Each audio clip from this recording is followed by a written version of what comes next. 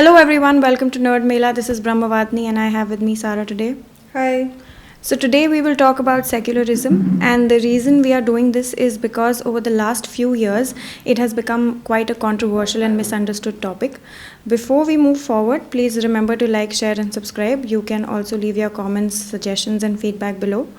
Moving on, like I said, we will talk about secularism today, and so there have been a lot of questions whether secularism is a part of our culture.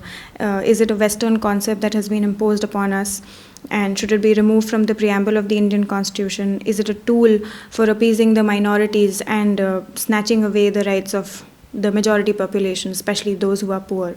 And if you think about it, this discussion is very relevant in the current scheme of things, especially when every debate boils down to secularism versus Hindutva in the last couple of years. And like we are seeing right now also in the Citizenship Amendment Act protests against those, and then the Ram Mandir issue, among other things. So the first question that we need to discuss is, what is secularism? Secularism literally means the principle of separation of state from the religious institution. It is a concept that was derived in the West because of their experience with the church. In the Dark Ages, the church became all-powerful and controlled not only the social, cultural norms in the society but also the political institutions. Due to such concentration of power, they governed all aspects of individuals, which led to a traumatic situation for the common people, because whenever an institution is corrupted, money has a big role to play there. So those people who were rich, they were not only able to control the church but also the political institution. By control, I don't mean direct control. Yeah, they could influence it. Yeah. For example, the letter of pardonment, in which the church used to give letters of pardon for the sinners, and through that they could be absolved and not be punished for something that they had committed. So that would only happen if you had certain kind of money. Earlier it was not supposed to be like that. Earlier there were genuine letters of pardonment given, but later on when the church got corrupted, again money started to dictate all those things. It was realized when these religious institutions would have so much power, they would interfere with our lives too much, and that is why this concept was emerged. But there are certain states still that are theocratic in nature and do not subscribe to secularism, such as Saudi Arabia, state of UAE, Iran, Vatican. And their country is governed by religious laws. Yes. And there are some states like Iran which honor religious heads as well. But let's talk about secularism in the Indian context. And for this, let's look at the history first. So culturally, India has always been a diverse country. Cultural geographer suggests that Indic cultural region is very much pagan. That is, that religion in India is respecting of nature and its elements. Heavily worships the natural elements. And that is why we can see in our culture that even no matter which religion we subscribe to, we have a village natural element that if we belong to a village, we'll have this village devis and devtas, which everybody or like a tree or a river to. Yes, that is considered holy. Or we have kul devs and kul devis and all those. That concept very much shows that how we are connected to the natural elements. Even the derivation of the word Hindu comes from the geographical location. The Greeks started addressing us as the Hindus because they could not pronounce Sindhus, which was a word, which was a term given by the Persians, who distinguished Indians as those people, or Sindhus, those people living on that side of the river Sindhu, that is Indus, river Indus as we know now. So Hinduism sometimes doesn't even fall in the straight-jacketed category of religion. According to theologist studies, that is those who study religion, they classify a religion only when there is a specific name for it, then there is a holy book for it, and there is a specific place of worship.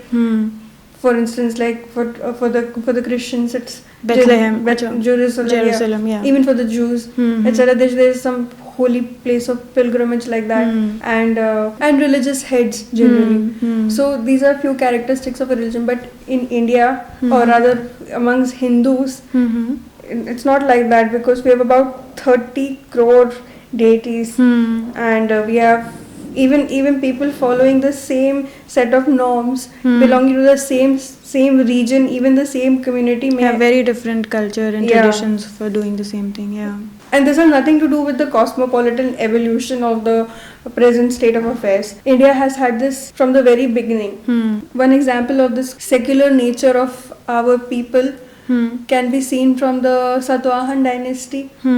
They claimed themselves to be reinstating the Brahminical order. Yes, but still they were very liberal. They married off their daughters to shakas, who at the time were considered foreigners, which is like if we interpret narrowly the Brahmanical order, it could mean you're not supposed to marry outside. Religious sentiments, and also there are historic records when they gave grants to the Buddhist monks, etc. In fact, when the religious leaders of the Brahmanical order started becoming intolerant, their dissatisfaction led to the emergence of other religions in India. There were several heterodox sects like the Buddhism, like Buddhists, Jain people, and there were Lokayats, and there were people who followed the Niyati. They were all heterodox sects that emerged in defiance to the narrow interpretation of the Brahminical order. So we can get the sense that even in ancient India, our culture was inherently secular. Now we'll look at the medieval history a little. So this time period is largely regarded as the Muslim era, and this is according to a classification given by the British scholar J.S. Mill. This was one of the strategies of divide and rule which was undertaken by the British. They used to say that the Muslims were the rulers and Hindus were subjugated to them. But if we look closely, like as early as Ghiyasuddin Tughlaq, like the rulers, they realized that forced conversion of common people or war prisoners will not lead to a peaceful reign in this area. And of course, the best example of this would be Akbar, who was quite a secular king. We all know from our history lessons about Din-e-Ilahi, which is and also from Jodha Akbar, the movie of Ashutosh Gowarkar. Even that, but Akbar, Din-e-Ilahi is sometimes mistaken for a religion, that he wanted to start another religion, but he simply wanted to follow the Sufi philosophy of Sulh-e-Kul, that is absolute peace or universal peace for all. So he only intended to bring in social reformation based on the common collective religious understanding of different religions. That is why he had this Ibadat Khana, where people of different religion used to come and discuss, and through that debates, whatever philosophical understanding he was deriving, he was trying to create this reformative spirit in his kingdom. I think another point to understand here is that social reformation is not anti-secular. Much like Akbar, other enlightened kings also tried to reform the society for good. For instance, Raja Jai Singh, the Rajput ruler who is credited for establishment of Jaipur city, he had banned child marriage and allowed widow remarriage, and was of scientific temper. He had this. He had established or constructed the Jantar Mantar in Jaipur and later in Delhi also. So much like Akbar, he also took these religious reformation steps. Akbar even banned cow slaughter on most religious days of Hindus. I think according to records, half of the year people could not slaughter a cow under his rule. So he was very accommodating. Yes. So we can see that even in the medieval times, those rulers which have had a very peaceful reign have been largely secular, be it Akbar, be it Raja Jai Singh, or even other rulers after and before Akbar. And like you mentioned, social reformation, we can see quite a lot of examples in modern history as well. Like Raja Ram Mohan Roy, Ishwar Chandra Vidyasagar. Yes. Dayanand Saraswati, Swami Vivekanand. Hmm. All of them interpreted religion in a very liberal manner, which sets the foundation for adapting the secular principle in the society. Which is why there is now this existence of Brahmo Samaj and Arya Samaj and Ramakrishna Mission. They all were in reaction to this unified, singular interpretation of of Hinduism, which is in technical terms called the Brahminical Order. Raja Rammohn Roy relied on Upanishad for truth. Ishwar Chandra Vidyasagar also was pro reforms in the Hindu society, be it supporting the widow remarriage or education of girl child and preventing child marriages, etc. Even Dayanand Saraswati, who started the Shuddhi movement, which is now aggressively seen as a pro-Hindutva movement, actually wanted to reform the religion for so that everybody could feel comfortable in coming back to Hinduism. Yeah. And he never interpreted caste and class as they were being supported by the status quoist Brahminical people. He interpreted caste to be just an identification of the profession, and it was an intercaste movement was possible. If somebody chose to be a scholar, he could be regarded as a Brahmin, or a warrior, then he could be regarded as a Kshatriya, or etc. So he was trying to bring back the disenchanted people who were feeling the burden of this intolerance. Yes. The concept of tolerance and liberal ideas are so embedded in Hinduism that Swami Vivekananda famously said that I belong to a religion which has taught the world tolerance and universal acceptance. We believe not only in universal toleration, but we accept all religion as true. So this is the basis of Indian secularism in many ways. So we've seen the historical perspective of secularism in our country. Now we can even look constitutionally where it stands. And it was widely debated in the Constituent Assembly as well, because it was seen to be different from Western secularism. Indian secularism was seen to be different from Western secularism. And this can be best understood by what Rajendra Prasad has said. He was the first president of India.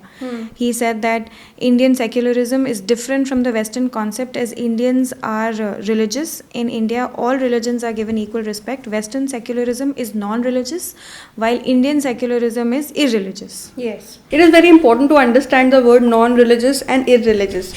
Whereas Western secularism means that the state will not follow any religion. Indian secularism is that it would respect all religion. That is, it understands the position of religion in every individual's life, and it respects that position. It's more to do with that. That is how we are different from the Western technical definition of secularism. And our preamble in our present form explicitly mentions secularism as the character of Indian state. Apart from that, discrimination based on religion, race, caste, sex, etc. has been prohibited under the various articles of right to equality. That is under 14, 15, 16, 17. Yes. Yeah. And then the religious rights are also protected under Article 25, 26, 27, 28. And then there are the rights of minorities, which is Article 29 and 30. And the right to minorities given under Article 29 and 30 also in a way strengthens the secular character of India. Our country, yeah. Yes, the lingual and the religious minorities are also given assurances that their rights will be protected. So now that we have understood what Indian secularism is actually, there is another question that comes up. Is secularism against religion, be it Indian or anything else? No, because secularism does not prevent following of religion.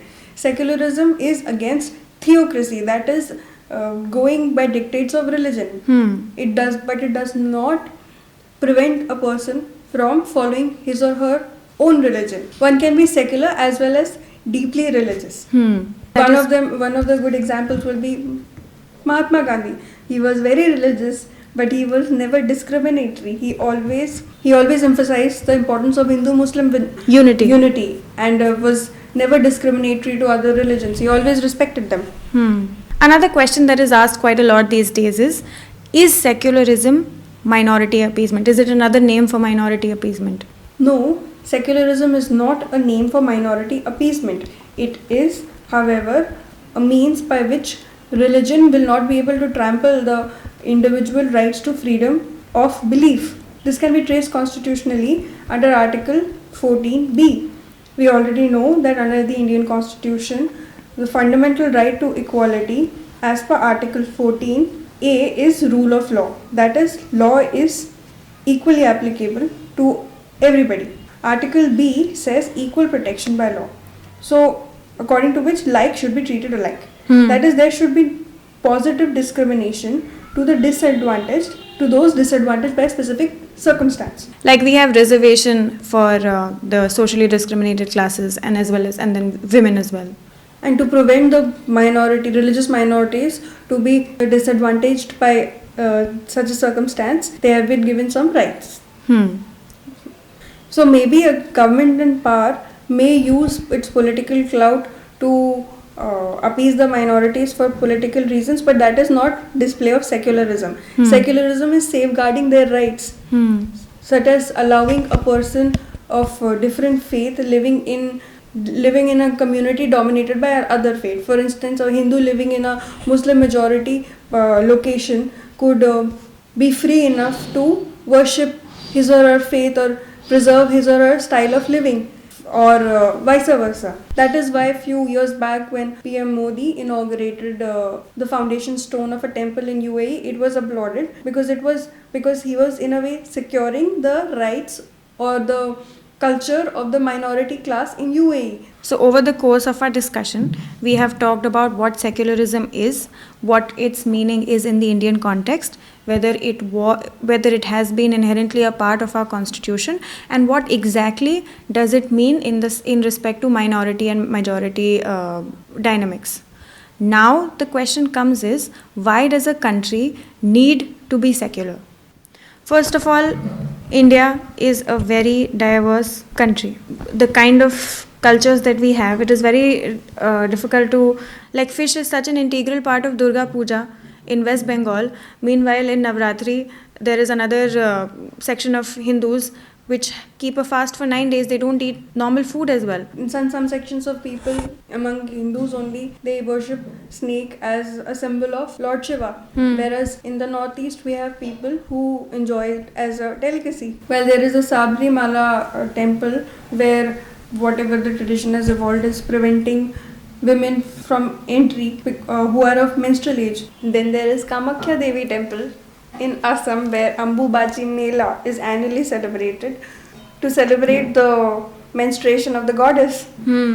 So how difficult it would be to impose that kind of theocratic, uniform religious order on everybody. India has to be secular. Secondly, our historic tradition also promotes secularism. While Jinnah pushed for the two nation theory and wanted a Islamist Pakistan, whereas Indian nationalist traitors wanted a secular India where everybody could have equal rights. Which is why even though the term secular was added in the 42nd Amendment, despite that, Indian constitution was always secular, even if there are several sections currently which demand for a modification of the preamble because they see secularism as an imposed idea. Even if they remove that word from the preamble, Indian constitution is going to remain secular, because like we mentioned in the Article 14, 15, 16, 17 and then the Article 29 for minority rights as well. 29, 30 and the religious right to religious freedom under 25, 26, 27, 28 all emphasize the idea of Indian secularism. Then of course there are merits to secularism as well, which cannot be sidelined. Like economy is better. We've seen that most developed countries are secular in nature, and because their merit matters, we all know how troubling favoritism and nepotism, casteism is, some of the ills which we are still dealing with. Imagine if there was another religious criteria which was included in favoritism. How difficult it would be to get a job. Already we see that when people face problems in getting accommodation based on their religious beliefs. Imagine if that was to happen with the jobs also. So not only you have to have the educational qualification and the number of years of experience, but you also have to be of a certain faith to be able to get a job, which won't help the present state of affairs. Yeah. And then another important thing which we actually started our conversation with is, in a secular country, politics is supposed to be issue-based and not based on religion and vote bank. And most of us would be more interested in finding out what is the situation of the economy, what are the kinds of jobs that are available to people, rather than mandir or masjid. But such an issue had currency in our country for a very long time, and it dominated politics for a very, very long time. So even in a secular India, such things can happen. So if religion becomes a part of politics, then the questions that will be discussed will be more about what religious institutions are we establishing and how the next big monument is going to be set up, and not about the economy and the state of, and not the common man problems. So, all in all, we can understand that secularism can justifiably be interpreted as a companion concept of democracy. It is not a standalone concept. It flows from Article 14 of the Constitution, which guarantees equality to all. And on this note, let us end our conversation for today. Thank you for watching. Please remember to like, share, and subscribe. You can follow us on Twitter. Do remember to leave your suggestions and feedback in the comments below. I am Brahmavadini. I'm Sarah. See you next time. Bye.